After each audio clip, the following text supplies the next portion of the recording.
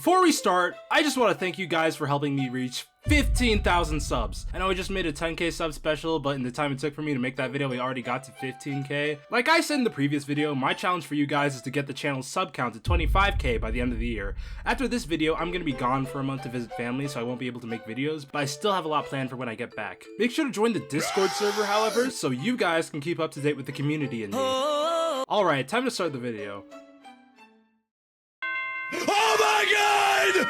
Oh, I did it! Look, guys, I'm actually at a loss for words with this game.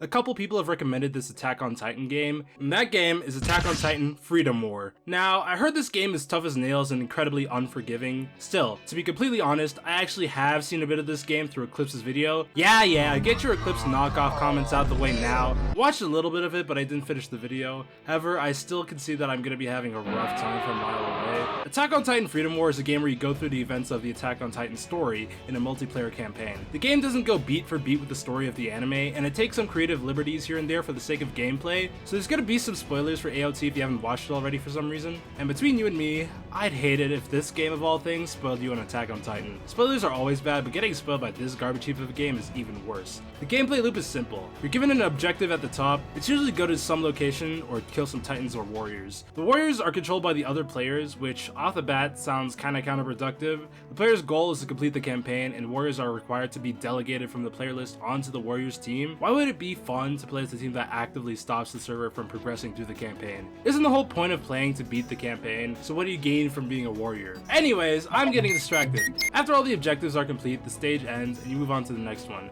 At the beginning of each stage, all the dead players come back to participate. The controls are pretty simple. You control your ODM gear with Q and E to shoot the hooks. You can also strafe in the air, and one thing I noticed is that you carry a lot of momentum when you land, but you have the option to manually brake. You also got your blades to fight titans with. They run out of durability fast, so you have to reload them often. However, I'll talk more about these later. Look, Eclipse may have said a lot about this game, but I wasn't about to let him sway my opinion to the point where I don't give this game a fair chance. Call me an Eclipse knockoff all you want, because that's all you guys seem to think of me as, but I have plenty of differing opinions from Eclipse. What is your favorite? Honey, white, EC, Scary, Blue? Eclipse doesn't even like ABD, which is a crime against humanity. To get to the point, I actually don't think that AOT Freedom War is as bad as Eclipse says. It's actually worse!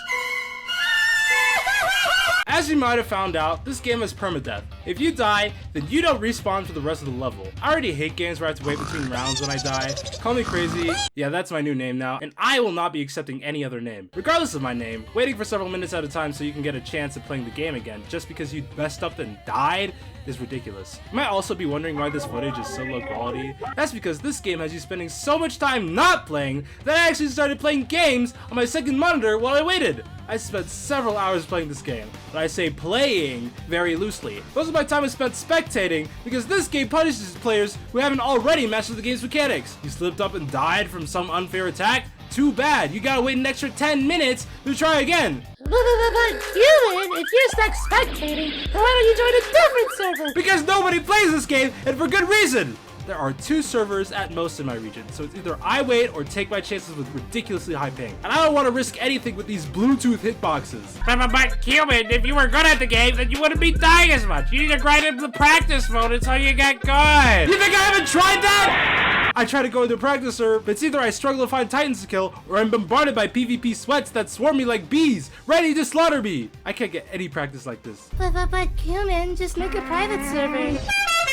I tried a private server, but the Titan AI is so bad that when you make a private server, they all clump into one spot, making it impossible to kill them without burning through all your blades in a single slash. I have a legitimately better chance at getting better through the campaign than the dedicated practice mode. Still, let's say that I do stay alive for the majority of my playtime. Half the game is still sitting around doing nothing! This game's stages are all interconnected, so you know what that means? You have to travel all the way from stage to stage! You know when Mario Kart World was revealed to have the players drive between courses, the track just becomes a straight friggin' line with nothing in it? Yeah, just imagine that, but with Attack on Titan. I love this absolutely riveting gameplay of me holding W. It makes the game so much more immersive. This is what 2010's AAA developers thought of when people said they wanted open world games. It's not just traveling that takes forever, there's also a lot of downtime for no reason that acts as prep time. Like, you seriously don't need this much downtime in between actually playing the game. There's hardly any game for me to talk about because most of the footage is me doing nothing. This game and its community takes pride in the fact that this game is hard, but there's a difference between hard and absolute cheap nonsense. I'll be the first to admit that I suck at video games. If you die, it's your fault. I know, shocking. Still, if I load up another Attack on Titan game like, let's say, Titan Warfare, oh don't worry, this won't be the only time I bring up Titan Warfare in this video. Taking down a pure Titan is pretty straightforward in this game. Step 1, immobilize the Titan. Step 2, cut open the nape. Now after playing the tutorial of Freedom War, you'd think it'd be just as simple, right? Immobilize the Titan and go for the nape. Wrong, idiot! What do you mean by that? Look, the process of killing Titans may be the same, but it's far from intuitive to kill them. One factor is the more aggressive enemy AI, but I don't think that's the main factor on why killing pure Titans, you know, the most basic enemy type, is such a pain. I think a bigger factor is the map design. Unlike a game like, say it with me, Titan Warfare. Hey, I didn't hear you, you know? Forget it. Still, in Titan Warfare, the maps are designed to have big open spaces with gigantic structures, perfect for grappling on with ODM gear. In Freedom War, it goes for a more realistic approach to map design. The buildings are much smaller and packed a lot closer together. The towers are absolutely pitiful in height. This wouldn't be as bad as if it wasn't for the second most important factor why killing Titans is so difficult. In this case, it's the movement. You know, in a game where its whole appeal is its movement, it sure does a great job at it. A great job at making me want to blow my brains out! Swinging from a grappling device has got to be, hands down, the most stylish mode of traversal in fiction, and Attack on Titan is one of the most fascinating implementations of a grappling system of all time. Having an entire army traverse almost effortlessly like this is so unbelievably cool that it's no wonder why it has become such a memorable part of Attack on Titan. So, with all this in mind, can you tell me why gutting the movement in a video game adaptation of a series where its action revolves around said movement is a good idea?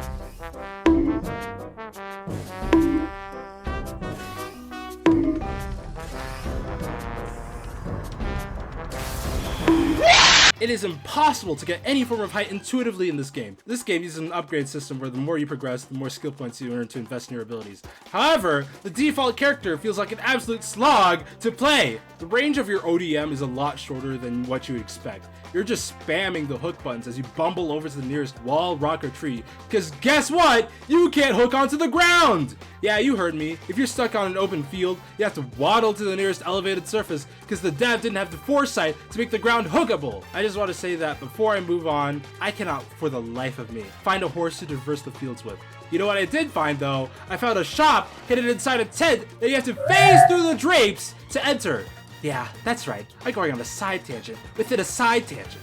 I didn't write an outline for this video and it shows, but who cares? I shouldn't have to explain to you guys why having doors that you're expected to phase through is bad! We are in the year of our Lord, 2025. How do we still have doors that you phase through? In case you couldn't figure out why, having a game where you have to test out each individual door to figure out which ones are set dressing and which ones are actual doors is extremely counterintuitive.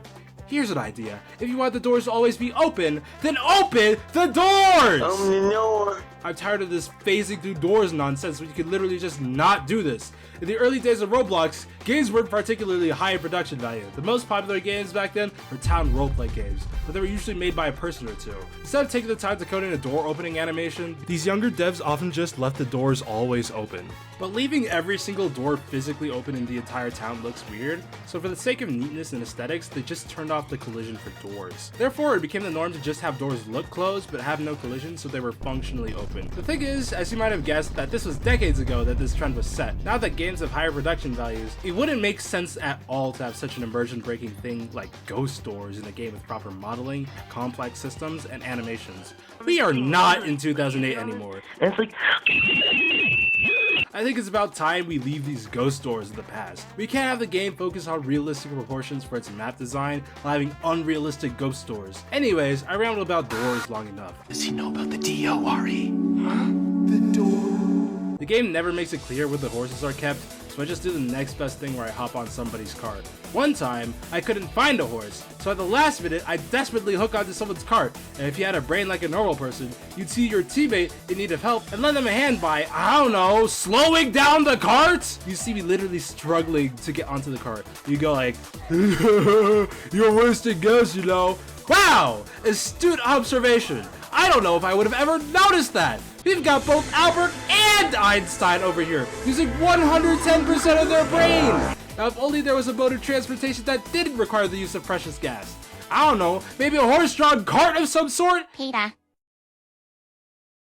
The horse is here. Ah, that's ridiculous! I've been trying to get this cart since the stage started, and this absolute 200 IQ prodigy tells me that I'm not getting in the cart. Wow, thank you for this legendary insight! Do you know what would make getting in the cart easier? Slowing down! I promise you that the 2 seconds you lost from slowing down don't matter that much. I eventually ran out of gas. That meant that I had to sprint all the way to the objective. Oh, I didn't mention the fact that there's a sprint button. Yeah, there's a sprint button with stamina. Why would you ever feel the need to gut the movement even more by making the default walk speed so slow and making it so that if you ever want to go faster, you have to sprint with limited stamina. Foot travel is already the slowest and most uncommon mode of traversal in the game. Why do you feel the need to gut it even harder than it would have been otherwise?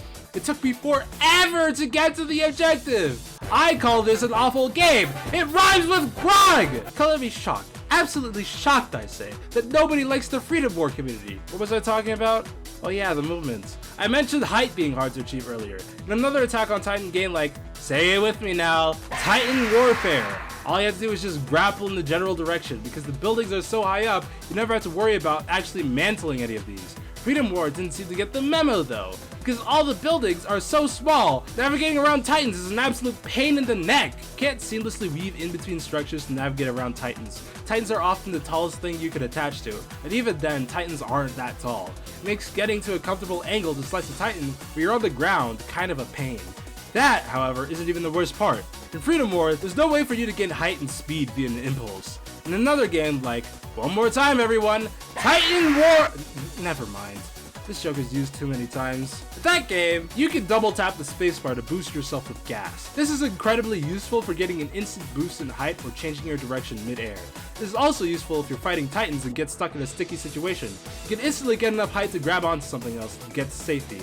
Now, I may have lied about Freedom War not having an impulse ability. It's actually locked behind a skill purchase. That means you have to drag yourself through the game long enough to get enough skill points to finally unlock the impulse ability that really should have been a default part of your moveset. This is like locking Sonic's boost behind a skill unlock, or like locking Link's sprint or roll behind a special item in a chest. Yeah, technically you can get through the game without it, but it's still an important part of the character's movements. Having bad movements in a movement-based game with the promise that the movement gets better later does not inspire enough confidence for me to struggle my way through the game for several hours just so I can have a taste of what the game is intended to feel like. You either give me good movements or I leave. One last thing about the controls. Using the blade is pretty straightforward. They're the least complex part of your ODM gear. You use the momentum of your gear to cut Titans with your sword. Your damage scales with the speed you swing at. Just like the anime, Titans burn through your blades extremely quickly. In this game, when your blades break, you need to replace them. However, they went about implementing blades in the most unintuitive way possible. First of all, when you spawn, you have to manually load in your blades.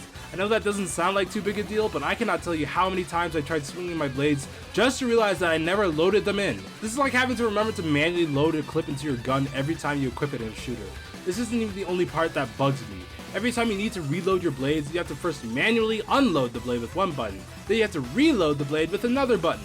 For another shooter comparison, that's like instead of pressing one button to start reloading, you have to press a separate button for each part of the reloading process. One button releases the magazine, and a separate button loads in the magazine. Imagine reloading a revolver one bullet at a time. That'd be a massive pain. The game doesn't even tell you when your blades have completely broken. There's no warning indicator on the HUD, there's no braking sound effect, there's not even an indicator when you click that there are no blades loaded into your ODM gear. The game doesn't even automatically reload your blades when they're empty, like how in shooters, you automatically reload your gun when there are no bullets left in the magazine. Titan Warfare makes it so that your blade's durability is just a bar that represents the durability of all your blades. There's no loading or unloading system of blades.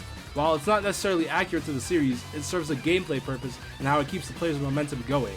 If Freedom War wasn't going to go for this system, you could have at the very least made it intuitive to reload your blades in the heat of combat. You only get 4 strikes with your blades before it's time to reload. That's only enough to slice both tendons, the eyes, and the nape, effectively only being enough durability to kill one titan. When fighting against 2 titans at once, you may accidentally hit multiple titans, wasting your durability. Without any visual indicators apart from the little counter in the corner of your screen, you basically have to keep tracking your head with how much durability you have left.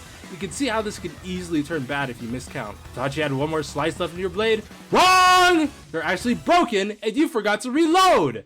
I'm actually sick of this game.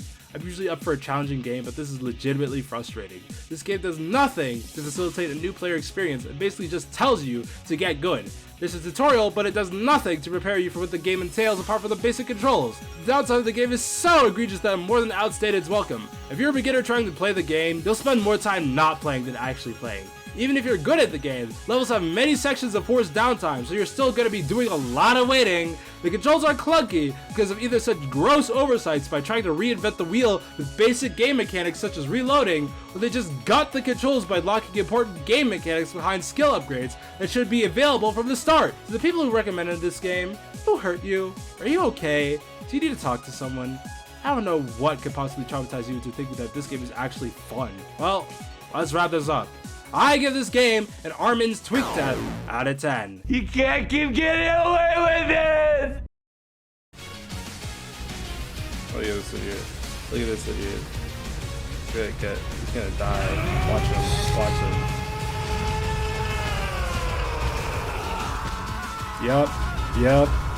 Yup. Look at him. Look at him. Oh my god, the way that they just scream for help in chat. I know it's like all you can do, but like, holy crap, it's funny. I have no idea why.